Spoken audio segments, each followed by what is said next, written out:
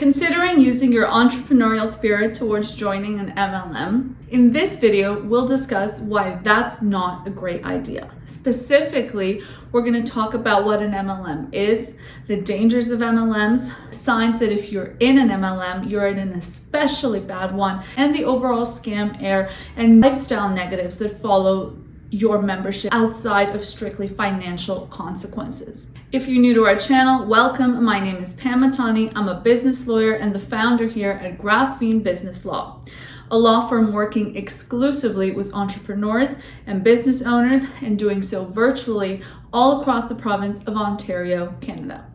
If you're new to our YouTube channel, go ahead, give this video a big thumbs up and click on the red subscribe button down below.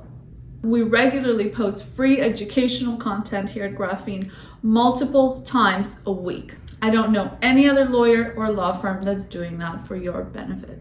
Within the spirit of, again, working with business owners and entrepreneurs, this video is geared a little bit more towards the entrepreneurial crowd, because if you already have a business, unless that business is you running an MLM, chances are that you might be so focused on putting all of your energy toward that business and not necessarily joining an MLM, whether it be for side income or you're hoping that that can become your primary income. Now, what does MLM stand for? MLM literally stands for multi-level marketing, okay? The definition itself is a little reminiscent of the multi-level pyramid. And why is that important? Because many people believe that MLMs are just a sibling of the pyramid scheme, if you will. And while pyramid schemes are illegal in both Canada, and I know we have a lot of viewers from the US, in Canada and the US, MLMs are not yet, although some of them have been found to be on a case-by-case basis. How do MLMs generally work? Well, much like a pyramid scheme, although I'm not saying they're the same thing, I'm just pointing out the similarity that much like a pyramid scheme, an MLM depends on what's going to give you that multi-level. Some sort of structure where you're moving up the levels based on recruiting other human beings and a combination of selling product and or services as well, okay? Why do people join MLMs? Well, again, if you're in the entrepreneurial spirit, you might be thinking that this is something you can do. You can be your own boss, you can sell your own goods, you can work your own hours. Those are all advantages that are touted with the MLM structure, okay? And of course, somewhere in there is the proposed advantage of the fact that you get to earn income while, again, on your own terms, on your own schedule, and so on and so forth. An important fun fact here is that over 99% of members in LLMs either don't make or lose money.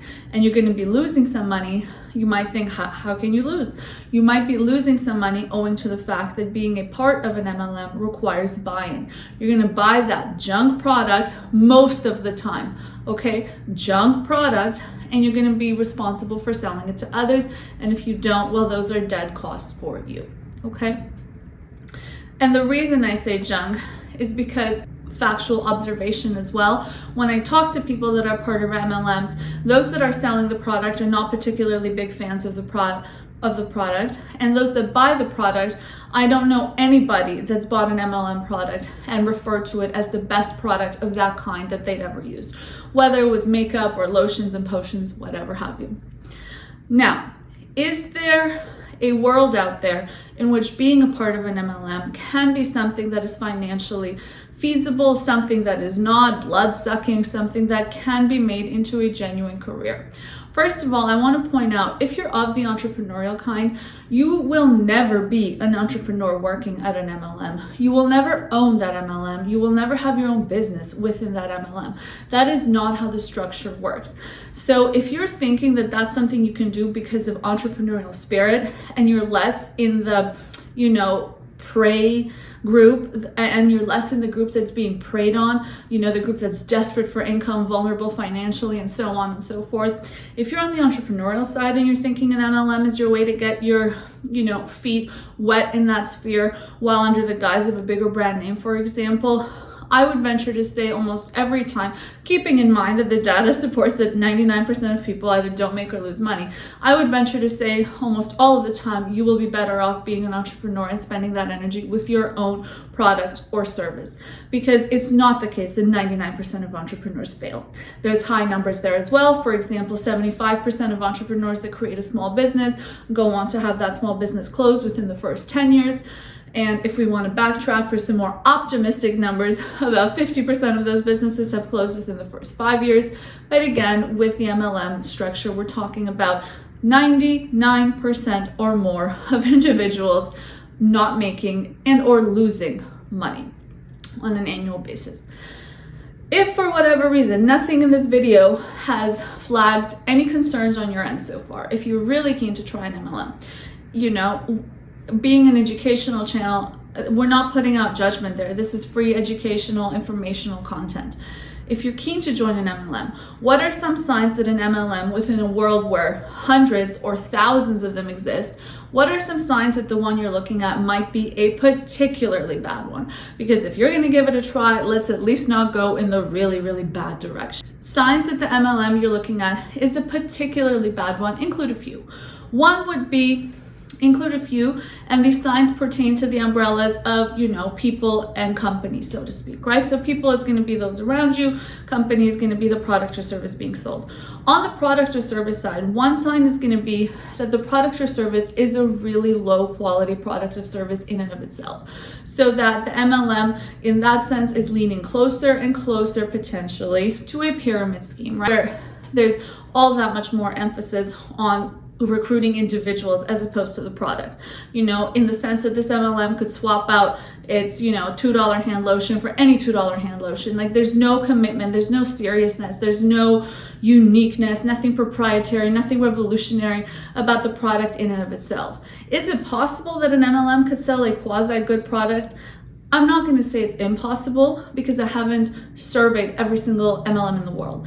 And as a lawyer and as a business person, I put it on myself to be careful with what I say.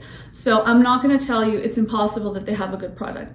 But if a product is especially low quality, maybe invest your energy in an MLM that has a better quality. Because even if you are serious, like I said, and you're going to ignore all the educational warning signs in the first half of this video, you're serious about MLMs, wouldn't you make more money if you were part of an MLM with a better product that people actually want? So there's no reason for you to be part of one that has a bad product to begin with. The second reason on the product side would be that the product makes crazy claims. You're going to lose, you know, 100 pounds in 3 days and while eating chips. Okay, like, the claims are not going to be as crazy as I'm saying, but again, for educational purposes, sometimes we stretch things to their conclusion to really make clear what a crazy claim can sound like, right? So if the product or service claims are very much out there and not founded, not backed by data, nothing like that, that's a bit of a smell as well, that this MLM could very soon be getting in trouble. And so there goes your investment with it, and you better look elsewhere, where again, if you're going to be keen about sticking to that world of MLMs, you could make more money for the same amount of time. Within the product side itself, although now we're verging into people as well, is going to be that pressure to maintain inventory. If there is constant pressure to maintain an unnecessarily high level of inventory within that MLM, well, you're just being used as the customer yourself at that point to buy and make the company bigger just by virtue of you buying their products, even though you're buying them with the hope of selling them. But you know, that hope again of being able to successfully and meaningfully and positively sell, given that 99% of individuals partaking in MLMs are not making or losing money, that hope, you know, you should check yourself on. Now, remember I mentioned there's product or there's company and there's people, and there's going to be concerns on both sides. Concerns on the people side would include, you know, really high pressures to sell, high aggressive, just left field pressures to sell that you're not comfortable with. If something is telling you you're not comfortable with something, that's a red flag even within the MLM world, okay? If you're being pressured to partake in sessions with other MLM members, for example, training sessions that are expensive, that's another red flag. Being trained, buying the product is one thing, and you might think that it's the same price for everybody, so you just paid that market price.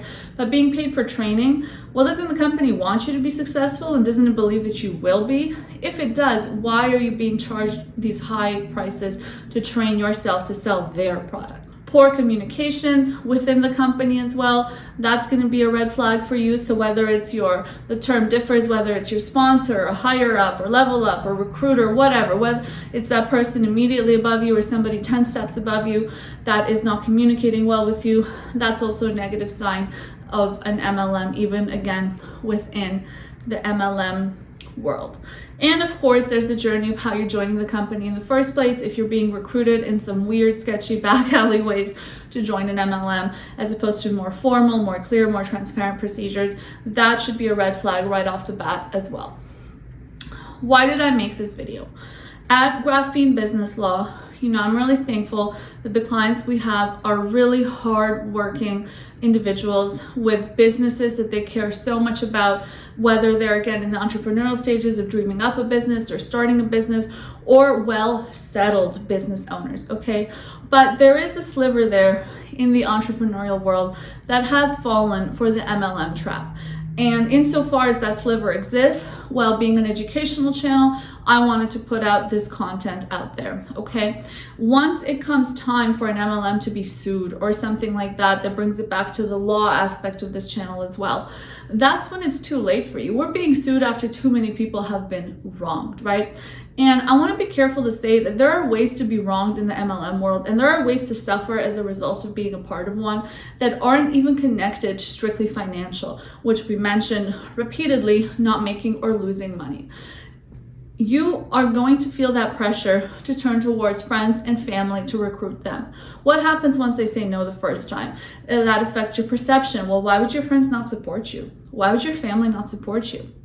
Or the other way around, you keep going and you keep persisting that they do join and they do support, and then that's going to leave them saying, well, next time she messages, I'm not picking up because this is too much. I obviously don't want to fall for the same setup they've fallen for, so I no longer feel comfortable talking to you, okay? And that's going to affect your family structures, it's going to affect your friendships, it's going to affect more than that as well, your vision and image of yourself. Even though in an MLM structure, you are, I won't say meant to fail in case that's too controversial, but you are almost guaranteed to fail, backed by data, okay? I hope this video has been educational. It's a little bit different for us on this channel, but if you like the video and you like this content that while still entrepreneurial or business related is about different kinds of businesses or schemes or structures out there, then give this video a thumbs up, sound off in the comments down below, and of course, click subscribe. Now, if you are, again, a business owner or entrepreneur within the province of Ontario, Canada, seeking legal services, our website is graphenebusinesslaw.ca and our email is info@graphenebusinesslaw.ca. Thank you for watching.